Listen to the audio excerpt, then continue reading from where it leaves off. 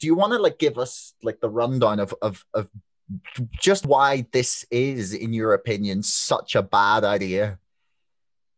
Well, you only have to look at what's happened in the United States. Ironically, and Who again, will actually, of today, they said that they will not do vaccine passports. yeah, absolutely. And the fact is that Florida, unfortunately, it has. It hasn't appeared to create the bifurcation between, if you like, the true Republican Party, not necessarily the Trumpian Republicans and the Democrats, in terms of the states that are more likely to open up, and certainly the states that are not willing to accept draconian vaccine passports or identification protocols, or what is it? Michael Gove calls them a certification system in COVID status. And interestingly, on that point, Gove initiated a consultation exercise, and I spent quite a bit of time penning a response to that consultation exercise. Literally within hours of the consultation closing, the government was already suggesting or mooting, and of course, it heavily leaking, I should say, to the media, the fact that it was considering the use of passports in the United Kingdom, maybe for large sporting events, but possibly not to go down the pub, etc. But the fact was, they were crossing that chasm. They were crossing that Rubicon, and they didn't need to, because there was a clear precedent. The United States, which hopefully is finding its mojo again, is finding its freedom. A number of the biggest states, such as Texas, and honestly, Josh, I am of the view that this could actually result in increasing demands for certain US states to secede from the Union. Texas is the most obvious candidate. Texas can ease, despite the energy crisis it got itself into, admittedly caused by a big frost, but Texas could secede from the Union and could perfectly capably go it alone. And of course, Texas decided to, I think it was the first state to drop the requirement for wearing of masks in public places. The governor made clear that he would not be pursuing passports, and Florida as well. And of course, as you would expect, because we've been looking at the situation in Sweden, there hasn't been any spike in cases, because the government has not put together any compelling evidence whatsoever that people meeting in public places are contributing significantly to the spread of COVID. In fact, asymptomatic spread has never been actively proven. There has been no peer-reviewed papers produced. There incidentally has yet to be a cost-benefit analysis produced for lockdown in the UK. The government has been wittering on about the fact that it's going to produce one at some point. I think it produced some shambolic paper, like a bit like Blair's dodgy dossier, but it hasn't really produced any cost-benefit analysis for lockdown. And it certainly has no moral justification or empirical justification for introducing passports. The other thing is the public mood. I cannot believe, and I'm saying that if Ben Page of Ipsos Mori is watching this, I really do question whether there is public acceptance for COVID passports. There isn't. Everybody I speak to, and admittedly, I do operate in a bubble. We all do to an extent. We tend to sort of seek out people who corroborate our viewpoints.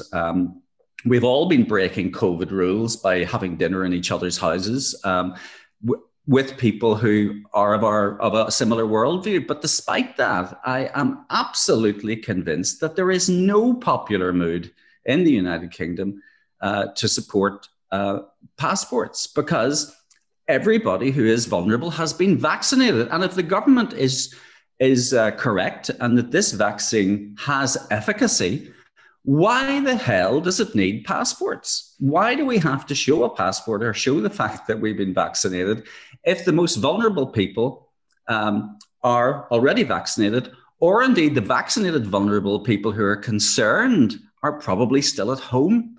So why should the rest of us not be able to go out and get on with our lives? So it is at the most fundamental level, the most appalling act against freedom that this ragbag collection of politicians have ever come up with. We have never had anything like this. Never. Even in Northern Ireland, during the worst of our troubles, the IRA was bombing the hell out of the centre of Belfast, and loyalists were shooting up random people in Belfast. We were not ever inclined towards introducing a scheme whereby we couldn't go down the pub and talk to our friends and try to get out of the misery that was being inflicted upon us.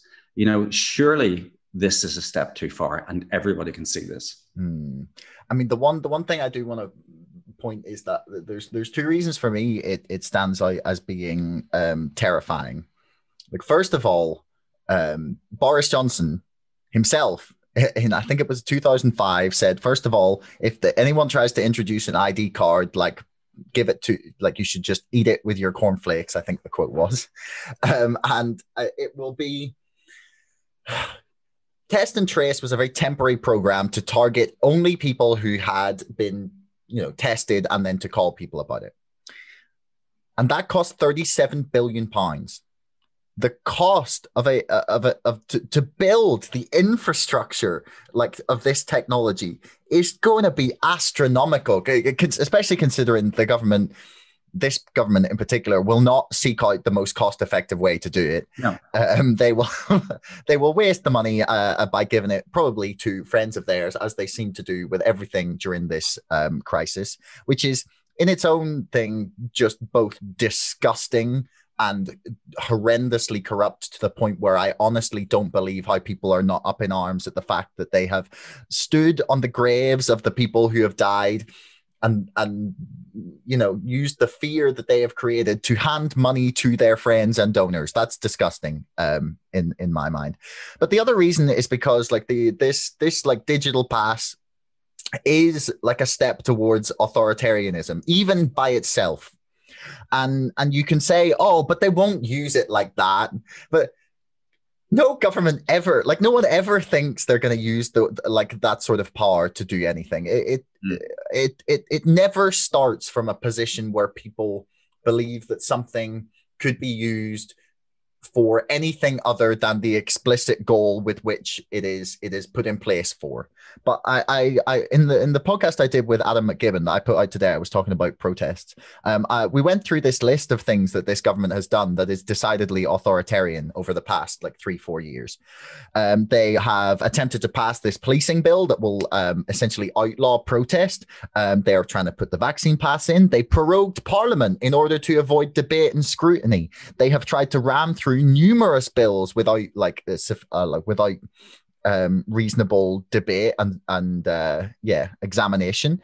They have fought with many journalists, refused to appear both on Channel 4 and Good Morning Britain on separate occasions because they didn't like their style of journalism and their lines of questioning. They turned the UK government website into a data harvesting exercise. They have tried on numerous occasions to expand powers of policing. They've put gag orders on NHS staff. There's reportedly a blacklist of journalists who use Freedom of Information Act requests, and they've attempted to just not fulfill Freedom of Information Act requests as possible.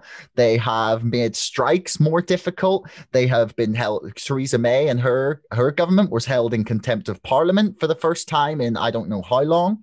The problem is not when you view it as one action. It's for me, the problem is when you view it as part of that whole body of decidedly authoritarian moves. Yeah, I would take issue with you a little bit in that I don't think that this is necessarily a